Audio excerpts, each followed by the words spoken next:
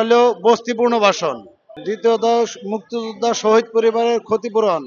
এখন পর্যন্ত আমাদের কোনো আশ্বাসও পাই নেই। আমাদের সাথে বারবার আমাদেরকে ডাকার পরে বসার পরে বলতেছে কাজ চলমান, কাজ চলতেছে, দ্রুত সময়ের ভেতর কাজ শেষ করে দেবো, কিন্তু কার্যকারিতায় কোনো কিছু দেখা যাচ্ছে না। যে পর্যন্ত আমাদের দাবি না মানবে সে পর্যন্ত আমরা থাকবো, প্রয়োজনে রাজপথে আমরা মৃত্যুবরণ করবো।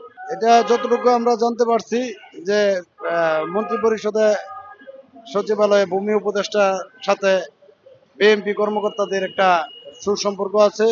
বাসানটেক পুনর্বাসন প্রকল্পটি আব্দুর রহিম সাহেবকে সরিয়ে, আগে ছিল আওয়ামী লীগ স্বৈরাচারী সরকার, স্বৈরাচারী সরকার দূর হওয়ার পরে এখন বর্তমানে কিছু বিএনপি নেতারা দখল করে আছে, এই জন্য এটা হচ্ছে না সম্ভবত, ধারণা আমরা যতটুকু বুঝতে পারছি। এই দাবিটা করলে সরকার উপকৃত হবে এবং কি সাধারণ মানে অসহায় সাধারণ মানুষ, সাধারণ জনগণ যারা রাস্তায় ফুটপাতে ঘুমায়, তাদের মানে বসবাস করার মতো এক মুঠো জায়গা নাই, তাদেরকে আব্দুর রহিম সাহেব পুনর্বাসন করার জন্য একটা ফ্ল্যাট তৈরি করে দিচ্ছে।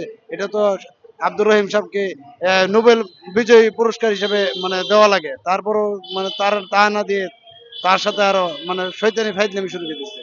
আব্দুর রহিম সাহেবের সাথে যা হচ্ছে সম্পূর্ণ ফাজলামো হচ্ছে।